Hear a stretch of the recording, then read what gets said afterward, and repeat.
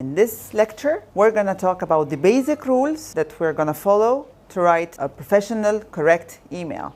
Each and every email should contain what I'm going to state in this lecture. First thing we're going to talk about is the subject of the email. The subject of the email is the introduction of any email you receive or you send to another person. The subject of the email should be powerful, correct, direct, and straightforward. To be able to write a straightforward, powerful subject that catches the eye of the receiver to open your email, you should know what are the rules that you should tackle to be able to write an eye-catchy subject that makes your receiver opens the email you sent. As businessmen and corporates, email boxes are too busy and they have a lot of emails sent to them every day or even every hour. You should shed the light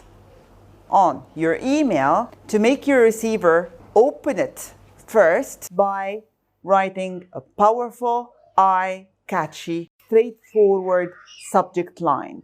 We will be introducing and teaching you how to write a powerful subject email in the other section. Second thing we're going to talk about is the email style. You should be fully aware of how to organize your email, how to write your email, how to state the information you want to say in a right way according to certain rules in one document. That should be very straightforward, very simple language, and very direct and to the point. You don't need to put information that the receiver doesn't need to know about. You need to be very extremely specific. You need to be very professional and formal in your tone and your style.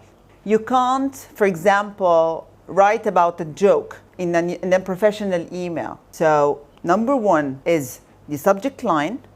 Number two is the style of the email.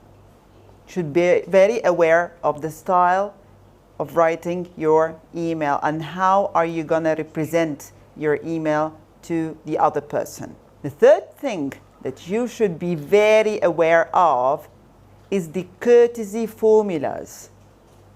And what I mean here about courtesy formulas is you should know some information about the culture of the person you're sending an email to and the culture of the language you are writing your email with. Does that mean writing an English email is different than writing an email in French?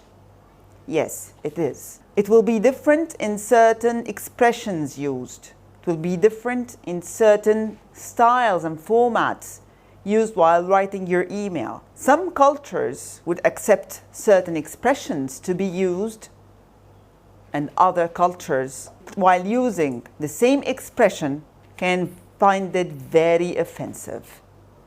And your email will get a very negative impression. So you should study well the culture of the person you're sending an email to and the culture of the language you are writing your email with. After that, we're going to tackle and talk about the font.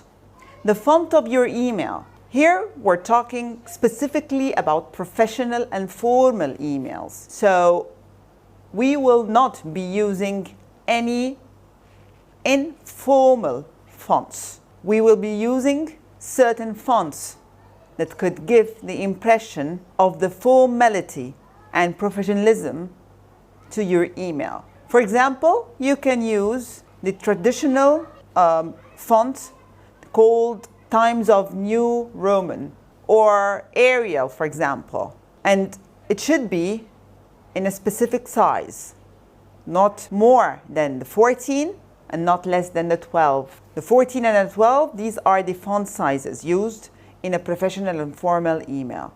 You should or you must check your email before sending it.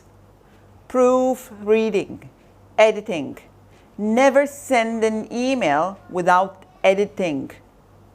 Double check your email before clicking on the button send. Double check your expressions, double check your style, double check your words, and double check your information you want to send to the receiver.